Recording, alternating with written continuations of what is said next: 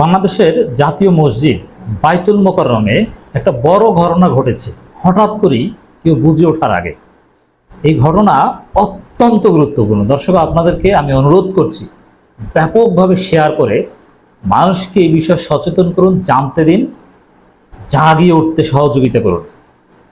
বাইতুল মোকাররমের মসজিদের সাধারণ মুসল্লিদের, মুক্তিগামী মুসল্লিদের ঘেরাও দিয়ে পিটিয়েছে গোপালগঞ্জ থেকে আওয়ামী লীগের লোকজন, কওমি লীগের লোকজন এসে খতিব রুহুল আমিনের নেতৃত্বে। যেই খতিব রুহুল আমিন এতদিন পালাতক ছিল, কোনো কোনো সোর্স বলছিল যে অসুস্থ অবস্থায় তার গড়ডঙ্গা মাদ্রাসায় ওই সব জায়গায় ছিলেন।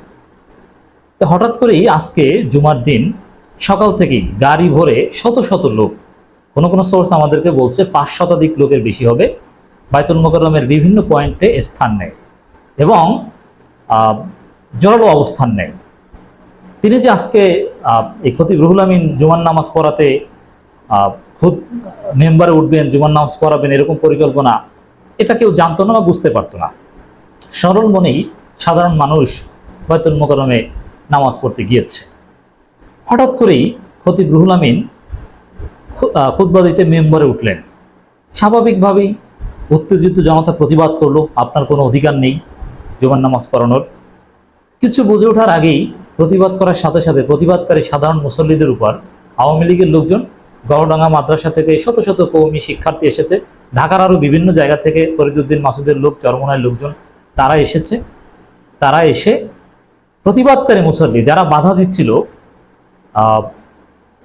খতিব রুহুল আমিনকে জুমার খুতবা দিতে, তাদেরকে ব্যাপকভাবে পিটিয়েছে। আমার কাছে অনেক ছবি পাঠিয়েছে, অনেক ছবি পেয়েছি। যারা আহত হয়েছে জুতার বক্স খুলে হাতের কাছে যা পেয়েছে সেগুলো দিয়ে সাধারণ মুসল্লিদেরকে বেধড়ক পিটিয়েছে। অনেককে আহত করেছে, কেউ হসপিটালে ভর্তি হয়েছে, কেউ ব্যান্ডেজ করেছে, আহত অবস্থায় শুয়ে পড়েছে বাইতুল মোকাররমের মসজিদের ভিতরে। আপনি চিন্তা করেন, এই স্বাধীন বাংলাদেশে হাসিনা পালানোর পরও হাসিনার পোষ্য কওমি লীগ এই হুজুররা, তারা গোপালগঞ্জ থেকে এসে, আরো ঢাকার বিভিন্ন মাদ্রাসার ছাত্র ছিল, কওমি মাদ্রাসার ছাত্র এসে হাসিনার লেসপেন্সার, হাসিনার পোষ্য দালাল রুহুল আমিনকে, কওমি আকাবিরে রুহুল আমিন খুতবা দিতে মেম্বারে উঠে কত বড় সাহস! আপনি একটু চিন্তা করেন, কত বড় সাহস! এত বড় সাহস কিভাবে পেল? এত বড় সাহস হওয়ার কথা, যেখানে আওয়ামী লীগের লোকজন বা ছাত্রলীগের লোকজনকে পেলে জনতা মব জাস্টিস করে জয় বাংলা করে দেয়, সেখানে রুহুল আমিন কার আশ্বাসে, কিসের ভরসায় তিনি বাইতুল মোকাররমে নামাজ পড়তে আসলেন? এই নির্বাহ পর্যালোচনা আমাদের দরকার। আমি ভালোভাবে বিষয়টা খোঁজ নিয়েছি। দেখেন, একটু পিছনের দিকে যাই।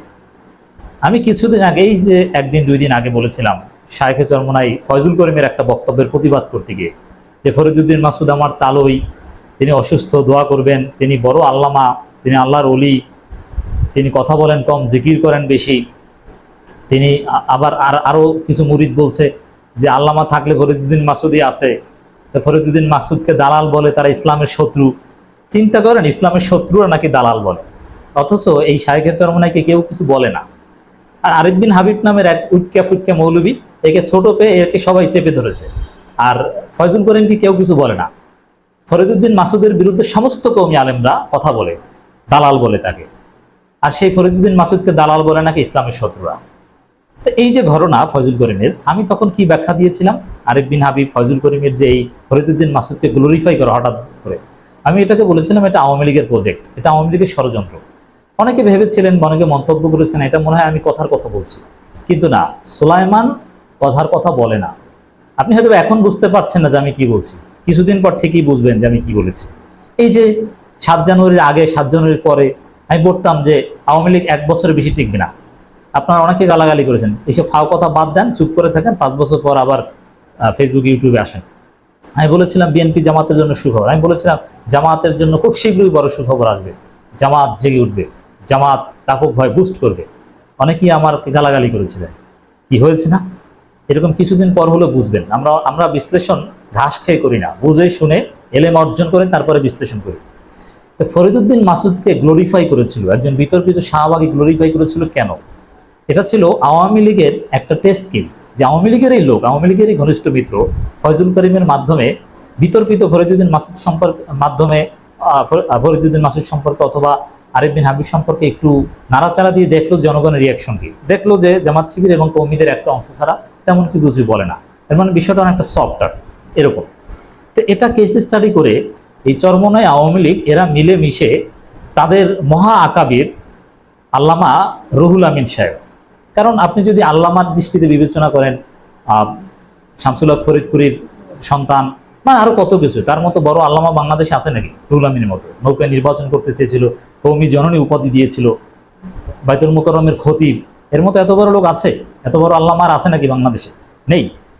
এই মহান ব্যক্তি ফরিদউদ্দিন, আপনি একটু চিন্তা করেন, ফরিদউদ্দিন মাসউদের বিরুদ্ধে যারা কথা বলে, তারা যাকে দালাল বলে, তারা যদি ইসলামের দুশমন হয়, ফরিদউদ্দিন মাসউদ যে এত ভালো হয়, এত বড় আল্লামা হয়, এত বড় হক্কানি হয়, এত বড় জিকিরওয়ালা লোক হয়, তাহলে রুহুল আমিন সাহেব ফরিদউদ্দিন মাসউদের চাইতে 1000 গুণ ভালো। কারণ রুহুল আমিন সাহেব তো শাহবাগে গিয়ে নারীদের সাথে ডলাডলি করেনি, নাস্তিকদের পক্ষে নামেনি, তাদের পক্ষে ফতোয়াবাজি করেনি, লেখালেখিও করেনি, তিনি হাসিনার কাছের লোক ছিলেন, দ্যাটস ইট। তো ফরিদউদ্দিন মাসউদ যদি এত ভালো হয়, তা রুহুল আমিন সাহেব কেন জুমার নামাজ পড়তে পারবেন না? অবশ্যই পড়াতে পারবেন, তিনি তো সেই অনুযায়ী কোনো অপরাধীই না, তার বিরুদ্ধে তো কারো কিছু বলারই উচিত না।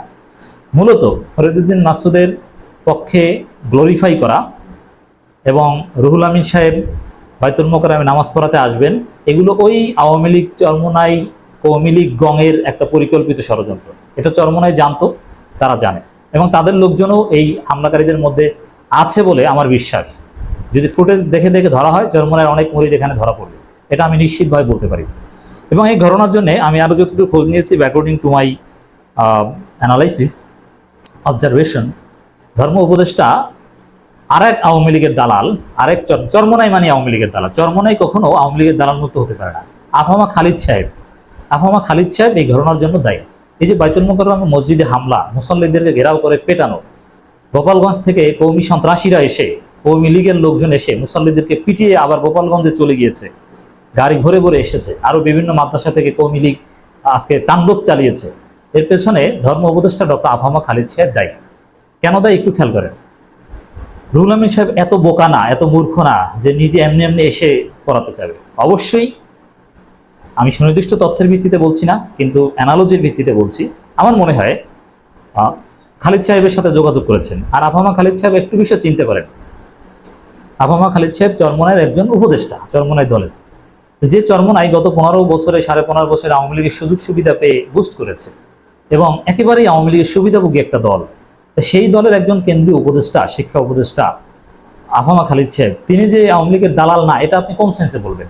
আপনি তাকে এত মহান মনে করবেন কেন? তিনি যদি এত ভালোই হতেন, তাহলে কি তিনি চরমনাইয়ের উপদেষ্টা হতে যেতেন? নেভার। তার এলেম আছে, তিনি তুলনামূলকভাবে কিছুটা উদার, দ্যাটস রাইট, কিন্তু আওয়ামী লীগের সুবিধাভোগী ছিল। আফামা খালিদ সাহেব আওয়ামী লীগের মাধ্যমে নির্যাতিত হয়েছেন? মোটেই না। তার দল চরমনাই একেবারে আওয়ামী লীগের কাছের লোক ছিল, খুব প্রিয় লোক ছিল, দল ছিল আওয়ামী লীগের, এবং এর আগ থেকে ধর্ম প্রচার করতে এসে তাদেরও খুব প্রিয় লোক ছিল বঙ্গবন্ধু ইত্যাদি ইত্যাদি। তো এখন দেখেন কওমি জননী উপাধি দিয়েছে, আপনি চিন্তা করেন ফরিদউদ্দিন মাসউদ যার কাছে বড় আল্লাহর ওলি, সে কেমন আওয়ামী লীগের দালাল?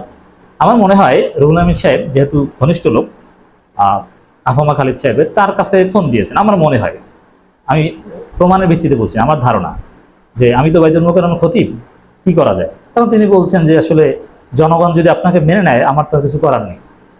আর আফামা খালিদ সাহেবের কোনো সাহস নেই একজন কওমি আকাবিরে বলবেন যে আপনি আসবেন না, আপনি আউট, আপনার চাকরি নট। এত বড় কথা বলার সাহস একজন কওমি বিখ্যাত আকাবির রুহুল আমিনকে বলবেন আফামা খালিদ সাহেব, এই সাহস আফামা খালিদ সাহেবের জীবনও নাই, হবে না। একজন চরমনাই এই কথা বলতে পারেন না। এখন এই যে এটা একটা গ্রিন সিগন্যাল হতে পারে যে জনগণ মানলে সমস্যা নেই, এই জন্য জনগণকে জোর করে মানাবে লোকজন নিয়ে এসেছে, চেষ্টা করেছে, বুঝতে পেরেছেন? এর মানে হয়তোবা আফামা খালিদ সাহেবের গ্রিন সিগন্যাল আছে। আবার ভারপ্রাপ্ত খতিব বানিয়েছিল কাকে? ওয়ালির রহমান নামের আরেক হাসিনার দালালকে, হাসিনা খুব কাছের লোক। এখন সেই ওয়ালির রহমান হাসিনার কাছে যেহেতু আমাদের অনেক ছবি এসেছে, আপনারা জানেন যে এই ফরিদউদ্দিন মাসউদ, ওয়ালির রহমান, বেনজির এরা একসাথে কাজ করতো, এই যে সাবেক র্যাবের ডিজি বা সাবেক আইজিবি বেনজির এরা একসাথে কাজ করতো। এখন আফামা খালিদ সাহেব একজন আওয়ামী লীগের দালাল ওয়ালিউর রহমানকে ভারপ্রাপ্ত খতিব বানিয়েছে। এই ভারপ্রাপ্ত খতিবের সাথে কথা না বলে কি এসেছে? এখন ভারপ্রাপ্ত খতিব আর মূল খতিব দুইজনে কি মারামারি করবে খুতবায় বসা নিয়ে? আর যখন মেম্বারে বসেছে তখন কি মনে করেন আপনারা? একটু সহজভাবে চিন্তা করেন। ভারপ্রাপ্ত খতিবের অনুমতি ছাড়া বা ভারপ্রাপ্ত খতিবকে ধাক্কা দিয়ে সরিয়ে কি রুহুল আমিন বসেছে? না।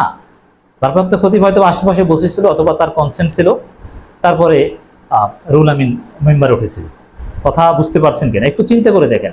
ভারপ্রাপ্ত খতিবকে হটিয়ে কি এসেছে? না, এর মানে আফামা খালিদ, দ্যাট মিনস চরমোনাই, ওয়ালিউর রহমান, এদের যোগসাজশে রুহুল আমিন সাহেব জুমার খুতবা দিতে আসতে সাহস পেয়েছে এবং তাণ্ডব চালিয়েছে, সাধারণ মুসল্লিদেরকে রক্তাক্ত করেছে।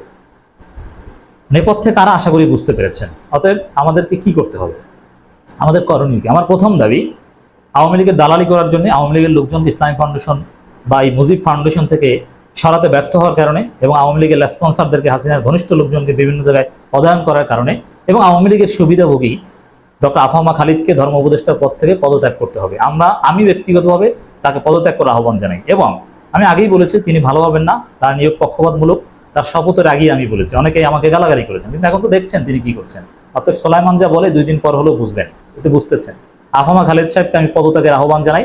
আপনি পদত্যাগ করুন, আপনি দায়িত্ব পালন করতে যোগ্য নন, আপনি আওয়ামী লীগের সুবিধাভোগী, অন্য কাউকে দায়িত্ব দেওয়া হোক। এটা হচ্ছে প্রথম দাবি। আর দ্বিতীয় কথা হচ্ছে ওয়ালিউর রহমানকে আর জুমার খুতবা পড়াতে দেওয়া হবে না। ওয়ালিউর রহমানকে ঘাট ধরে বাইতুল মোকাররম থেকে বের করে দিতে হবে, কারণ তিনি আজকে এখানে সুযোগ দিয়েছেন রুহুল আমিনকে এবং তিনি এর সাথে জড়িত এবং তিনি আওয়ামী লীগের দালাল। নতুনভাবে খতিব নেওয়া হোক, জনগণের সাথে আলাপ আলোচনা হবে। ইসলামী ফাউন্ডেশন ডিজিকে এখনো সরাতে পারেন, আপনি চিন্তা করছেন? খুব ধীরে চলছে। কওমি আলেম ওলামারে অনেকে আমাদের কাছে বলছেন যে খুব ধীরে চলা নীতি, সাহস পাচ্ছে না। আফামা খালিদ সাহেব সাহস পাচ্ছে না, কারণ কওমি আকাবিররা বসে আছে, হাসিনার লোকজন বসে আছে, তাদের চোখে চোখ রেখে কথা বলতে পারছেন না আফামা খালিদ সাহেব। এবং আরেকটা বিষয় পরিশেষে বলবো, আমি সবসময় বলি আমরা মব জাস্টিসকে সমর্থন করি আবার করি না। কোন ক্ষেত্রে করি না, যেমন কাউকে মেরে ফেলা, অঙ্গহানি করা, এটা সমর্থন করি না। কিন্তু কিছু কিছু ক্ষেত্রে কাউকে ঘেরাও করে পেটানো, কাউকে কান ধরে উঠবাস করানো এবং উত্তম মাধ্যম দেয়, এগুলো আমরা সমর্থন করি। খতিব রুহুল আমিনের দালাল এসব কওমি লীগ, এদেরকে ঘেরাও করে পেটাতে হবে, এদেরকে কান ধরে রাস্তাঘাটে উঠবাস করাতে হবে। ফরিদউদ্দিন মাসুদ তার পক্ষে যারা বলবে ওদেরকে ঘেরাও করে পেটাতে হবে, কান ধরে উঠবাস করাতে হবে। বিপ্লবী জনতা এইসব কাজ না করলে বিপ্লবী জনতা এভাবে মার খাবেন, যেভাবে আজকে রুহুল আমিন, কওমি লীগ, গোপালগঞ্জের লোকজন এসে আপনাদেরকে উত্তম মাধ্যম দিয়ে গেছে। অতএব বিবেচনা করে দেখবেন আমি কি বলেছি।